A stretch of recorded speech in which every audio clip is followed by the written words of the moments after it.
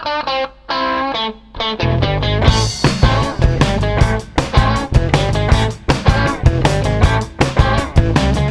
and welcome to another Yes Japan Daily. This is Yes Japan Daily number, slam it, number 70. This is the 70th daily. And I'm excited because every time I get to a 5 or a 10, these go on YouTube. So I'm always excited to do these ones because I know more people will see them than are just on Yes Japan. So I'm very, very excited about this. And I'm excited about the milestone of 70. And I know that 100 is coming. 100. I don't know what I'm going to do. We have to do something really special for that. Today's topic is one that I specifically saved for YouTube because I want the most maximum amount of discussion about this topic. This topic can be touchy. And as with learning anything, people have really strong opinions. Today's topic is the pros and cons of immersion. I personally have never been a fan of immersion, pure immersion that is, and I'm going to talk about the pros and the cons. There are good things about immersion and bad things about immersion, and then I'm going to tell you what I think the best way to learn Japanese is. And today, before I started this, before I was prepping my PowerPoint, I went online and I just typed pros and cons. You know what it turns out? The people that are really, really pro for immersion are the people that are teaching it as immersion. They're the companies that have a vested interest in immersion. Okay?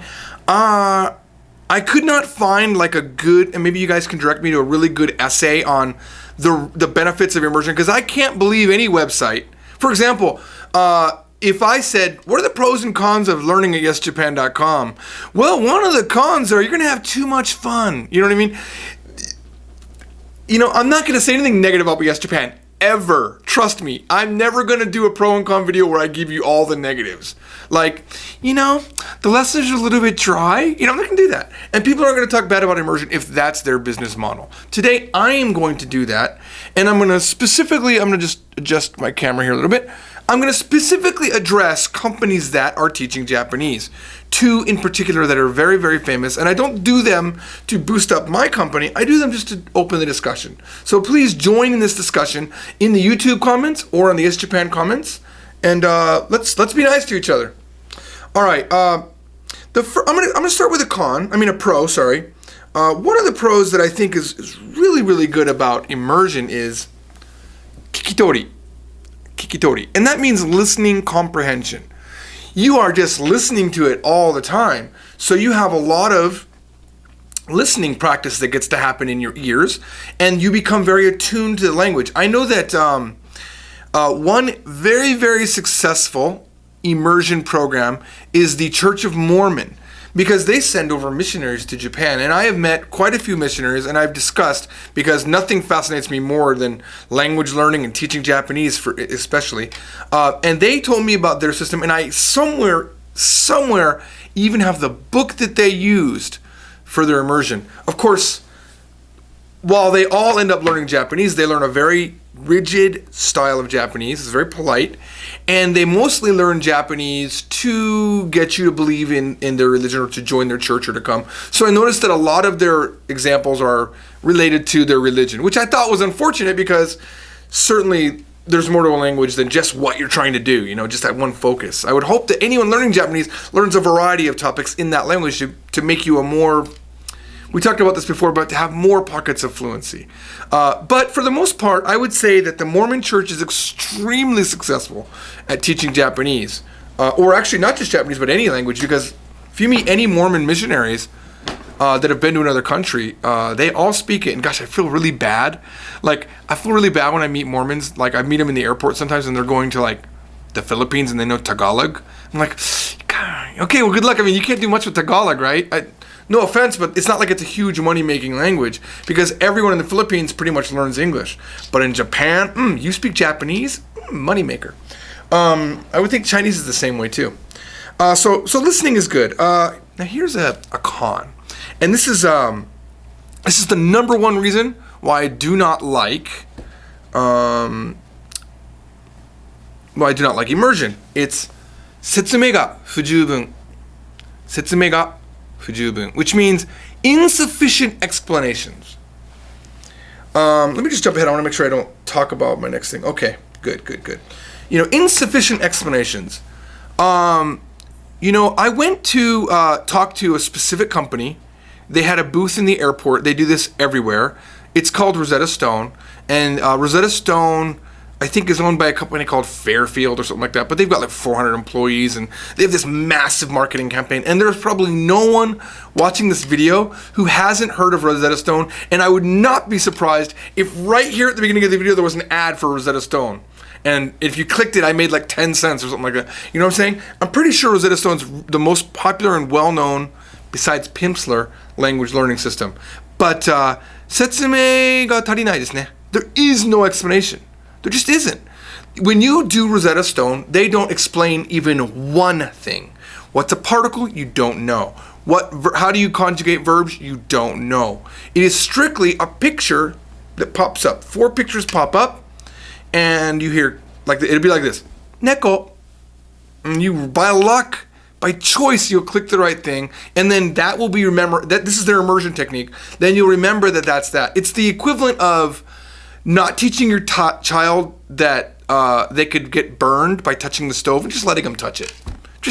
Why don't you tell your child, hey, by the way, if you touch any flame, you will get burned. Now, there are certain children that must touch that flame, but my daughters have never been burned, and they know not to touch the fire. They also know not to drink the chemicals underneath the sink, because I told them, I yelled at them one time when they were touching the chemicals. I'm making that up, but that's what most parents do. I didn't really ever had that problem. They've never tried to do that. They're pretty smart. Knock on wood. Oops, and knocking my camera over. Sorry. So, I don't like that in immersion, they don't teach you things that you as an adult, granted a child, you can't explain anything to. So another thing, when I looked up immersion, it was almost all for children. There was almost no adult immersion courses, because I think it's just, it doesn't work for adults like it does for children. You have all the time in the world when you're a child. You have every single day to hear every word over and over again, and to fumble and to fall. Okay? I like, let me do one more thing. Gosh, Pimsleur. The Pimsleur system, I think is, by the way, I feel it's a lot better than the Rosetta Stone system, because there is some sort of explanations that they give. But I hate any system that says this: no memorizing, no vocabulary drills, no grammar, is pure and utter honest bullshit when you're an adult. I'm sorry, I said a bad word, but I really believe it is. How can you, that's like saying when you're learning math, you're not going to use any equations. We're going to just use shapes. When you learn to drive, we're not going to learn all the signs of the road first. We're going to throw you into a car and you're going to drive. Doesn't happen that way. And I'm really passionate about it. And I really want to hear from you passionate people. I said this one time to I was in a place in Shibuya. Man, if I can't remember the name, but it's an Eikaiwa pub. It's a pub where they have Americans and Australians and Swede people, all people that speak English. They work at this pub, and then Japanese people come and talk to them. It's a really cool concept. Gosh, I wish I could remember the name, because the owner was really nice. And one guy's playing guitar one night, and I was like, yeah, immersion's stupid. I was like, I wasn't even being nice, and I was like, immersion's just dumb, right? And one guy's like, he took real offense at it, because this guy totally learned with immersion. So I'm not going to say you can't learn with immersion. Matter of fact, I'm going to say something about immersion at the end. But you can't learn with just immersion. That's what I want to say. All right, next thing. This is a pro for immersion. Hanasu shikanai. When you're doing a full immersion system, you have no choice but to speak. And I love that. That is something that you don't do enough of when you're self-studying or when you're in a classroom. Actually, in a classroom, I imagine your teacher sort of pushes you. But really, if you immerse yourself, there is a guy that has a website. I can't remember the link. It's all Japanese all the time. So it's like AJALT or something like that. AJALT. That guy's got a really cool thing going. I've never seen a video by him speaking all Japanese all the time. But apparently his method of learning was speaking Japanese all the time. And that is a sense of immersion that I think is really, really good. A sense of immersion, a type of immersion is what I meant to say. Now another con is the final thing I want to say about this. I believe that immersion is higenjitsuteki. It's unrealistic. It's unrealistic because, as I stated before, when you're a baby, you've got 5 years of no responsibility in life. Just learn English, right? That's it. Just learn your language. And if you're learning 2 languages, well, my daughters speak Japanese and English, and they learned it through immersion because they're children and their parents both speak the languages. And at the same time, they had children around them that spoke Japanese and spoke English. So they had tremendous amount of exposure to both languages. So in that sense, I would say exposure works for children. Absolutely, it works for children. But as an adult, you need explanations, and you work better with explanations. If I told you when you turn, you have to turn your winker, what they call in Japanese a winka, your blinker on in a car, you'll understand that. But as an immersion, you just don't figure that out automatically, right? I always feel like immersion is like the equivalent of, here's a book in Russian, look at it long enough and you'll figure it out. But you won't. You need someone to use the skill that you already have. Why not build off of something you already know really well, and that's an English language? You know, when you learn to drive a car, you don't, and let's say you already know how to drive a truck, or let's just go with truck because that makes more sense. When you go learn to drive a 16-wheeler or those big truck 18-wheelers, you don't forget how to drive a car first. You go in and you apply what you know already with driving a car, and that's how it should be in a language. So for example, if I'm teaching you Japanese, I don't just say, denwa desu, and you're like, do I need to make a phone call to somebody? Denwa desu. What do you mean? Is it black? Denwa desu. Is it heavy? I don't know what you mean when you say denwa desu. But if I say to you, desu means it is, or they are, or we are. It means all of those things. He is, she is, I am.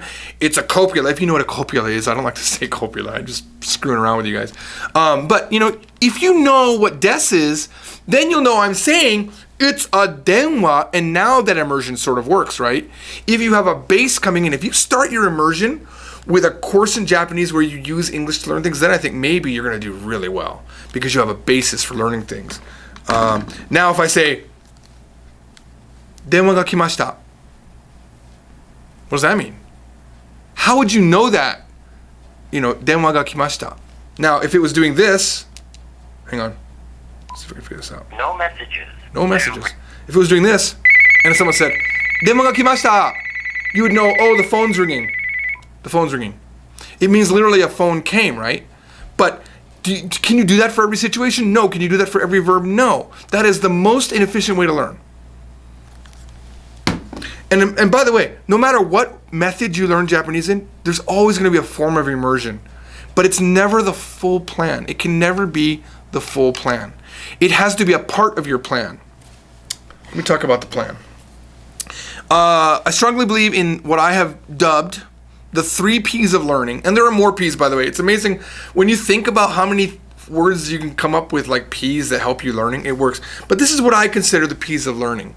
Number 1 thing you need is passion, jounetsu. You all have it. If you're watching the show, because it's pretty boring, these shows, and it's pretty weird to be on this time of the day.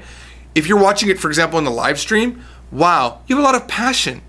You love to learn Japanese. You're interested in what is being talked about. Even if you hate me, you might be watching this because I'm teaching you something about Japanese and you might be excited about that, right? That's passion. When you think about Japanese all the time, that's passion. You got it, okay? Then you need a plan. You can't just love Japanese. You have to have a plan. By plan, I mean a book, a teacher, a methodology that you're studying, whether it be YesJapan.com, JapanesePod101.com, AJALT, if that's the name of the website, all Japanese all the time. Whatever methodology you're using, as long as you have a plan and you're moving forward to it, you can have the worst book and you'll probably do good with passion. Passion overrides it all, I believe. And hopefully you have a good plan that makes sense. And hopefully you don't have just one plan. You have multiple places that you go to. I hope that YesJapan isn't your only source for learning Japanese because it's pretty limited in some areas. There's a con for you. It doesn't cover everything. For example, if your goal is to get the Japanese proficiency test, well, you better study some more things and use Anki and all sorts of other ways to learn, not just YesJapan. And so you have passion, you have plan, and you have practice. practice. And that's where immersion comes in, where you force yourself into situations where you must use Japanese. For example, the people that have submitted videos to this video series, if they've submitted a video in Japanese doing an introduction, I feel like that's a sense of pushing yourself. That shows passion. It shows that you practiced a couple times. I know I saw like one guy today, he had sent me a message in I'm pretty sure it had a video in it on YesJapan private messaging, but before I got to read it, it was deleted. I'm sure the guy went like, oh my god, because these things are hard to do. You have to have a lot of passion and you have to have a lot of guts, but anyway, practice is very important, and these videos are a way for you to practice, and it's sort of my way of really saying, please send me more videos. Click the upload button. Go to yesjapan.com/upload. All right, that's my opinion on immersion. Please talk about it in the YesJapan forums or on YouTube, and I make sure to always respond to people. If I'm totally wrong, tell me. If you 100% agree with me, tell me. If you learned solely with immersion, I want to hear from you. Because listen, I'm not too old to realize when I'm wrong. Matter of fact, the older I get, the more I realize I can admit when I'm wrong. All right, it's my favorite part of the show time. It is Jiko Shokai. Today's Jiko Shokai is not yet in my folder, so you're going to have to give me a second. But what we're going to do is first we're going to watch it all the way through. It's about a minute long, and then we're going to cut it up and see what we can learn. Here it is. YesJapan の皆さん、久しぶりだね。黒いキツネです。私は21歳で日本とアメリカ人のハーフです。お母さんは日本人なのにアメリカで生まれたから日本語が全然わかんない。だから私は自分で日本語を勉強している。私は UC バークレーで勉強していて、もうすぐ卒業する。卒業の後で私は大阪に引っ越すつもりだ。大阪大学の病院で研究したいと思う。将来の夢は医者になることだ。私は日本の小説が大好きです。例えば星新一と村上春樹の本が大好き。この本の漢字はちょっと難しいと思うけど、このような電子辞書があれば確かにこの本は分かりやすくなると思う。じゃあ皆さん、日本語の勉強を頑張ってください。Wow, that is extremely, like when I'm watching it I'm thinking, gosh, is this 3 minutes long? There's like 3 minutes worth of grammar in there for sure. I have known Kuroi Kitsune. Her real name is Miyaka. I have known her since she was like 14. She's now 21. She came to the George and Keiko last filming. That's when I first met her. Her dad just dropped her off at some internet company's web office, and she, bye, I'll see you. I was like, really? I was like, would I drop my daughter off at some office for some guy she met on the internet to go watch a video? Don't know. Anyway, let's analyze. There's a lot to talk about. I'm going to just talk about some key parts. And here we go. YesJapan の皆さん、久しぶりだね。YesJapan の皆さん、久しぶりだね. It's been a long time, everyone at YesJapan. 久しぶりだね. You could say 久しぶりですね, but 久しぶりだね makes more sense because you're saying it to a friend, right? So why not say it in a much more informal setting? And certainly, oh, I didn't mean to pause on that weird face. That's going to happen more than once, and I apologize in advance to Miyako-chan. I'm sorry. 黒いキツネです。So her name is Kuroi Kitsune, which means black fox. If you want to see the history of Kuroi Kitsune, go right now. Those of you who have full memberships on YesJapan, you can stream any video. Look up anime. Just look up the word anime in the video area. Anime dork interviews or something. Look up anime, it'll come up. And she's one of the anime dorks. She comes up and she's somewhere near the end. That is like 15-year-old or 16-year-old max Kuroi Kitsune. 私は21歳で日本とアメリカ人のハーフです。私は21歳で日本とアメリカ人、I think she said 日本とアメリカ人。日本とアメリカ人のハーフです。日本とアメリカ人のハーフ。日本とアメリカ人のハーフです。Might have been better to say 日本人とアメリカ人のハーフです。But that's fine. It totally makes sense. 日本とアメリカ人のハーフ。She's half American and half Japan, the country. No, but in Japan, if you're half, you say half. Now, I have met children Actually, I'm going to say I saw children on TV because I never really met people that were upset by being called half. They're like, I'm not half, I'm double. They were upset that they were half because they're like, I'm not half, I'm double. Like, whatever. But I make that joke all the time. So I stole it. お母さんは日本人なのにアメリカで読まれたから日本語が全然わかんない。 Okay, very good grammar here.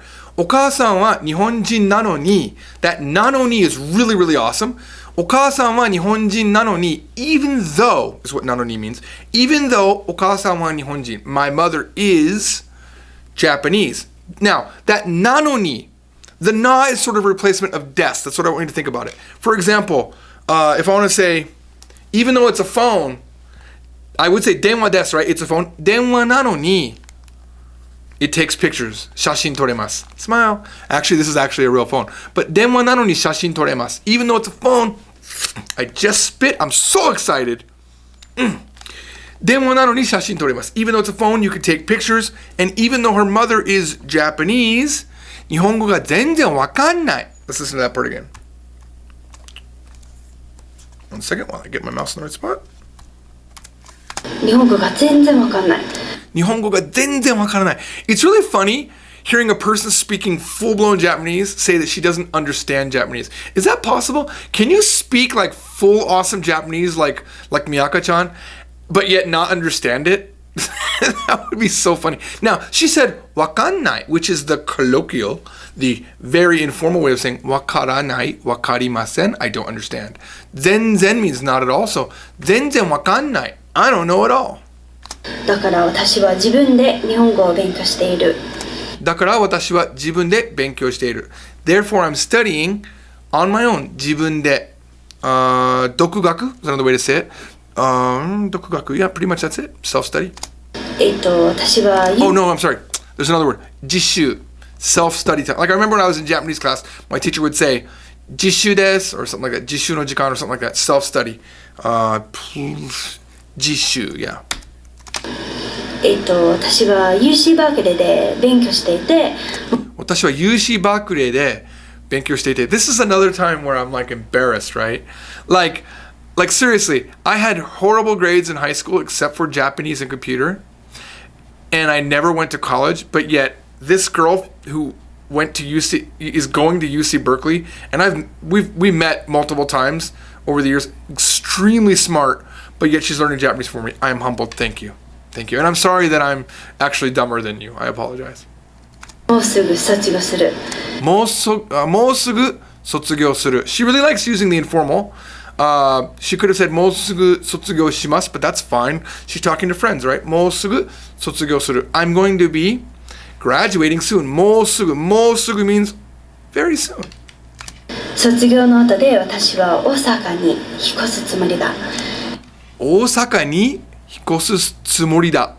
大阪に引っ越すつもりだ. I intend on moving to Osaka. Nice. つもり meaning intend. You take your verb and just dictionary form it. Add つもり. No つもり, I intend on drinking. There's a guy in the chat room right now. His name is Random Norwegian. I know he likes to drink beer. And I know when he goes to Japan, ビールを飲むつもりです. He intends on drinking beer. Very well aware of that. 大阪大学の病院で研究したいと思う。 Wow. 大阪病院. 大阪大学. Did she say 大学病院? Let me just back that up. 研究したいと思う。大阪大学の病院で研究したいと思う。大阪大学の病院で研究したいと思う. Wow. She's going to do research. 研究. I believe that means research. Could mean something else for college, but I've heard 研究生. 研究生 meaning like research student. But let's open up the handy 電子辞書. And I'm just going to look up 研究 to double check. I know 研究 means research. I just want to know what it means in this. Study can also mean study. Okay, that's good to know. 研究 research, study, research, investigation. And let's just add say on there. A research student is a 研究生. Well, I feel like an eyelash has fallen out of my eye, but I'm pretty sure it hasn't. So let's go back. She's going to research at Osaka University. That's wow, that's gonna be so fun. I can't wait to stay in her dorm when I go to Japan. It's gonna be great. 将来の夢は医者になることだ。将来の夢は医者になることだ。Wow. 将来の夢は My future dream 夢になることだ。I'm sorry, not 夢になることだ。医者になることだ。is to become a doctor. Wow. Wow. That's amazing. 私は日本の小説が大好きです。Hang on. I'm sorry, I'm feeling a little bit sick. I think I need to go to Osaka. 病院. I'm feeling really sick. Is there a doctor that speaks English here? I need a doctor that speaks English. I prefer girls. Yes! Hey, long time no see. How you been? That's what it's going to be like. I'm going to totally get sick when I'm in Osaka. Oh, the only one that speaks fluent English will be her. It'll be great. Sorry, let me just back that up. I was very rude. Very rude. 私は日本の小説が大好きです。私は日本の小説が大好きです。I love Japanese novels. 例えば、例えば very nice word. For example, 例えば星新一と村上春樹の本が大好き。Wow, very famous. Now, honestly, I've never read a shosetsu, but because of those two that she's introduced to me, I think I might try them out. この本の漢字はちょっと難しいと思うけど、このような電子辞書があれば確かにこの本は分かりやすくなると思う。Wow, this is very advanced grammar, but I want to point out she's introducing you to a 電子辞書, which is an electronic dictionary. Those are quite expensive. They could be like $300 or more, depending on the type that you want. And I know if you're like me, you always want to get the best one, so you'll end up spending a lot of money. But there's a free app on your iPhone, and there's a lot of free apps on your Android. But the one that I use for my iPhone all the time, even for interpreting, I punch it up. It's Kotoba. Kotoba. I highly recommend it. It's free. You always have it with you. And it's pretty good. And you can store words and your favorites and all sorts of things like that. And you can search in Romaji, which I'm a big fan of, because it's always an extra step to type Japanese on your iPhone. But Romaji is this boom, boom, boom, hit enter, and it finds it. I really like it. Now, I want to go back and play again because I really liked the grammar that she used. I'd like to analyze that just for a second. 確かにこの確かに That's pretty awesome. 確かにこの本は分かりやすくなると思う。